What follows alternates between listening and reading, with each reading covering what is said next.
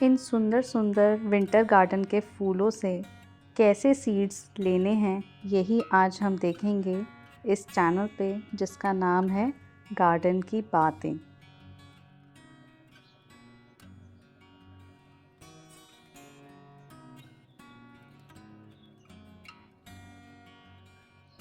Friends, आपने भी मेरे जैसे कई सारे बीजों को लगाया होगा या कुछ मार्केट से ख़रीदे होंगे छोटे छोटे सैपलिंग, जो आपने अपने गमलों में सजाए होंगे और एक नन्हा सा गार्डन मेरे जैसे बनाया होगा। मैंने कई सैपलिंग्स भी लगाए थे, कई सीड्स भी लगाए थे, जो कि मैंने पिछले स्प्रिंग सीज़न में कलेक्ट करे थे। तो आज मैं आपको बताऊंगी कि कैसे सीड्स को हम कलेक्ट करेंगे और कैसे उन्हें सेव करके संभाल के रखेंगे, ताकि अब जब सर्दियां आएँ तो हम उन्हें फिर से एक बार उगा सकें।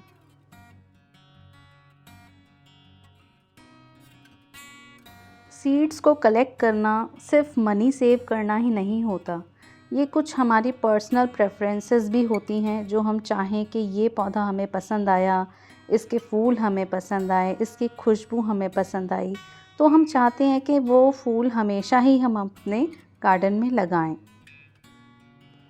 पर मेरा ये मानना है कि हम हमेशा ऐसे फूलों को लगाएं जो कि हमारे एनवायरनमेंट में चलते हैं। हम जहाँ रहते हैं वहाँ पे वो फूल आप ज़्यादातर देखते होंगे। जब भी आप आसपास के गार्डन में जाएं, कोई पब्लिक पार्क में जाएं, या आप अपने नेबर्स के पास भी देख सकते हैं कि उनके पास कौन से फूल लगे हुए हैं। उन्हीं के बीज आप कलेक्ट करें, उनके घर से भी आप कलेक्ट कर सकते हैं। आज मैं दिखाऊंगी कि कैसे कलेक्ट करना है इन सीड्स को। ये कैलेंडुला का प्लांट मैंने सीड से ही लगाया था और आज ये एक बार फिर मुझे अपने सीड्स दे रहा है। हर फूल तो हमें बीज नहीं देगा, लेकिन हमें ये देखना होगा कि कैसे हम किसी भी फूल से बीज पा सकते हैं। जैसे कि ये पिटूनिया के फ्लावर्स हैं, हर फूल में बीज नहीं बनेगा, लेकिन जिनमें बीज बनेगा वो मैं आपको दिखाती हूँ कि कहाँ पे बीज बन रहा है। ये कुछ फूल जो हैं अब फिनिश हो रहे हैं, स्पेंट हो रहे हैं, तो ये फ्लावर मैं दिखाती हूँ। इसके अंदर से हम देखेंगे कि कैसा एक ट्रायंगुलर सा हम पॉट देख सकते हैं बना हुआ। ये इतना हेल्दी नहीं है। और देखते हैं, ये एक सीड पॉट बना हुआ है। तो फूल जब सूख जाएगा, ऊपर से फ्लावर हम हटा देंगे, नहीं तो वो खुद भी गिर जाएगा। नीचे से ऐसा पॉट हमें दिखाई देगा। अब इस पॉट का हमको वेट करना पड़ेगा कि ये ब्राउन कलर का हो जाए, थोड़ा फूल जाएगा और कई बार ये पकने के बाद खुल भी जाता है अपने आप। और कई बार ऐसे भी फूल होते हैं, हमें लगता है उसमें पॉट बनेगा, इसलिए फूल हटा के देखना बहुत ज़रूरी है। ये इसके अंदर कुछ भी नहीं बन रहा है, और अगर मैं इसे लगा के छोड़ दूँगी तो ये प्लांट की एनर्जी लेता ही रहेगा, इसीलिए मैं इसको हटा रही हूँ।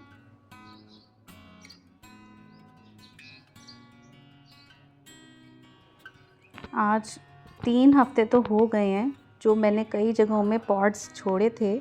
आज मेरे को एक पॉट दिखा है, मैं आपको दिखाती हूँ। ये यहाँ पे, और ये खुल भी गया है और इसके अंदर से थोड़े सीड्स जो हैं बाहर की तरफ निकले भी हैं, लेकिन मैंने आज इसको पकड़ लिया। अब मैं दिखाती हूँ इससे सीड कैसे मिलेंगे। तो पहले तो हम इसको नीचे से तोड़ेंगे, स्टेम से आराम से, कहीं भी चूक ना हो, नहीं तो सारे के सारे बीज आपके गिर जाएंगे। और एक पेपर मैंने तैयार ही रखा है, जस्ट उसके ऊपर मैं इसको जैसे ही हिलाऊंगी, ये देखो ये सारे बीज ही बीज हैं। स्टार पिटोनिया के बीज मुझे मिल गए हैं। ये नास्ट्रेशियम का प्लांट है, ये मैंने ऑनलाइन सीड्स ख़रीदे थे, उससे ही उगाया है। और इसके अंदर भी बहुत ही सुंदर ऑरेंज कलर के फ्लावर्स आए हैं। फ्लावर सूखने के बाद उसके पीछे ये सीड्स रेडी हो रहे हैं। अगर इन सीड्स को मैं नहीं हटाऊंगी तो प्लांट की एनर्जी ये लेते रहेंगे। अभी तो इसका ग्रोइंग सीज़न है, अभी इससे सीड मैं कलेक्ट करूंगी तो ये प्लांट मर जाएगा। ये ग्रीन है, ये ब्राउन हो जाएंगे जब, तो ये सीड्स बन जाएंगे और नए पौधे बनाने के लिए तैयार हो जाएंगे। इसी तरीके से अब ये मेरा धनिया लगा हुआ है, जो कि अभी ग्रीन कलर के छोटे छोटे आपको पॉट्स दिखाई दे रहे हैं। फ्लावर्स थे और फिर धनिया के सीड बनना शुरू हो गए हैं। अब इनका इंतज़ार करना होगा। ये मैंने कुछ पहले ही रखे थे यहाँ पे। ये ऐसे ब्राउन कलर के हो जाएंगे तो ये हमारे सीड्स धनिए के तैयार हो जाएंगे। मार्केट से हम सीड तो ख़रीदते ही हैं, लेकिन अगर अपने घर से ही हम सीड्स को तैयार करके लगाएं तो इस बात की 100% गारंटी है कि ये सीड्स जर्मिनेट होंगे और अच्छे जर्मिनेट होंगे।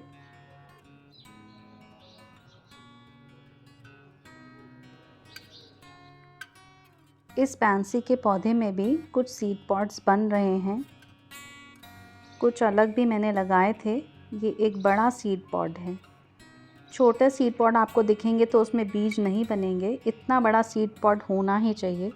कुछ ही दिन में ये इस तरीके से खुल गया है जो आप पिक्चर देख रहे हैं। फूलों को ऊपर से आप हटाएंगे तो आप नीचे देखेंगे कि आपको कुछ पॉट दिखाई देंगे। अगर वो बड़े हैं साइज़ में तो आप वेट करेंगे कि वो इस तरीके से पूरे सूख जाएं और क्रिस्प हो जाएं। फ्रेंड्स, सीड पॉट्स उसी दिन कलेक्ट करें जिस दिन पूरी धूप निकली हो, ताकि आप क्रिस्पी सीड पॉट्स को अपने पास कलेक्ट कर सकें। तो ये तो है मेरे नेक्स्ट विंटर गार्डन की तैयारी। मैंने अपने फेवरेट प्लांट्स के फेवरेट सीड्स को कलेक्ट करके रखा है, ताकि मैं नेक्स्ट विंटर्स में इनको फिर से अपने गार्डन में उगा सकूं। आप भी इस तरीके से बना सकते हैं, ये बिल्कुल मुश्किल नहीं है। थोड़ा टाइम ज़रूर लगेगा, लेकिन अगर अच्छा गार्डन बनाना है तो हमें ये काम भी करना ही पड़ेगा। नाम लिख लिया इसके ऊपर, कलर भी लिख लिया। अब इसके अंदर हम चाहें तो पूरा फ्लावर भी हम रख सकते हैं, लेकिन ये पूरा क्रिस्प होना चाहिए।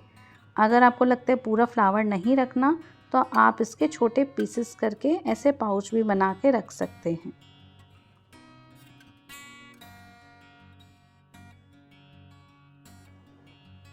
ये पॉपी का सीड पॉट है जो मैं अपने पास के पार्क में से ही लेके आई हूँ। अब दिखाती हूँ इसमें से कैसे सीड्स निकलेंगे। कितना आसान है ये। जस्ट मैं गार्डन में घूमने के लिए गई थी तो मुझे दिखा सूखे हुए फ्लावर्स हैं, तो मैं उनको लेके आई और इतने सारे सीड्स मुझे एक ही पॉट में से मिल गए हैं। फॉइल पेपर में अब मैं इन्हें पैक करके रख दूँगी, क्योंकि सीड्स को हमें डायरेक्ट लाइट से भी बचाना है, मॉइस्चर से भी बचाना है। कोई भी हस्क हो, सूखे पत्ते हों, हो सके तो उसे हटा दो, लेकिन अगर आपको लग रहा है नहीं हटा पा रहे हैं तो आप फॉइल पेपर में ना रख के उसको प्लेन पेपर में ही पैक करके रखो। इससे उसमें कोई भी फंगस नहीं लगेगी। तो ये सीड्स तो मेरे कलेक्ट हो गए हैं। अब इनको मैं धीरे से फोल्ड करके रख दूँगी। कुछ फ्लावर्स ऐसे होते हैं जिनके सीड्स बहुत बड़े होते हैं, उनको हम इजीली कलेक्ट कर सकते हैं, जैसे कि sunflower, calendula, cosmos, morning glory, zinnia. आप इनको इजीली कलेक्ट कर सकते हैं। हाँ, लेकिन पैंसी के सीड्स के लिए बहुत ध्यान रखना होगा, क्योंकि जैसे ही सीड पॉट राइप हो जाएगा तो सीड्स इधर उधर गिर सकते हैं। इसके लिए आप एक काम कर सकते हैं कि अपने सीड पॉट को किसी भी हल्के से कपड़े से कवर करके रख सकते हैं, एक ट्यूब बना के, ताकि अगर सीड पॉट बर्स्ट भी हो जाए तो आपके सीड्स उसके अंदर ही कलेक्ट रहें। ये कॉस्मॉस के सीड्स हैं। ये ऑरेंज कलर का है, मेरे पास येलो कलर के तो कई हैं, लेकिन ये ऑरेंज कलर का मुझे पब्लिक पार्क से ही मिला है। बस मैं इसके फ्लावर्स को ऐसे ही तोड़ के ले आई हूँ और अब इसको मैं धीरे से अलग अलग करके एनवेलप में रख दूँगी। अगर आपको थोड़ा भी लगता है कि सीड्स में मॉइस्चर है तो कुछ दिन के लिए इसी तरीके से पेपर पे फैला के उन्हें छोड़ दो, घर के अंदर ही, शेड के अंदर, धूप में मत रखना आप। और उसके बाद उनको आप किसी भी जार में भी रख सकते हो जब वो पूरे तरीके से सूख जाएं, नहीं तो किसी फॉइल के अंदर रैप करके सेव कर सकते हो। फ्रेंड्स, जो सीड्स मैंने आपको बताए हैं ये ओपन पॉलिनेटेड प्लांट्स के सीड्स हैं, यानी कि ये बिल्कुल ऐसे ही उगेंगे जैसे कि प्लांट हमने देखा था कभी। और जो हाइब्रिड वैरायटीज़ होती हैं उनके सीड्स आप अगर कलेक्ट करोगे तो उनका रिज़ल्ट सेम पेरेंट प्लांट के जैसे नहीं आता है। इसीलिए हाइब्रिड सीड्स आप सेव करके उगा के देख ज़रूर सकते हो, लेकिन उसका रिज़ल्ट अलग आएगा। फ्रेंड्स, अगर आप चाहते हैं कि मेरी तरह आप भी ज़ीरो बजट गार्डनिंग करें तो निकल पड़िए आज शाम को ही अपने साथ कोई भी कंटेनर लेके किसी भी पार्क में जाके जहाँ भी फूल लगे हों खूब सारे बीजों को इकट्ठा कीजिए। तो कैसी लगी आपको मेरी आज की ये गार्डन की बातें? पसंद आई हों तो लाइक ज़रूर हिट करके जाना और मेरे चैनल को सब्सक्राइब भी करना।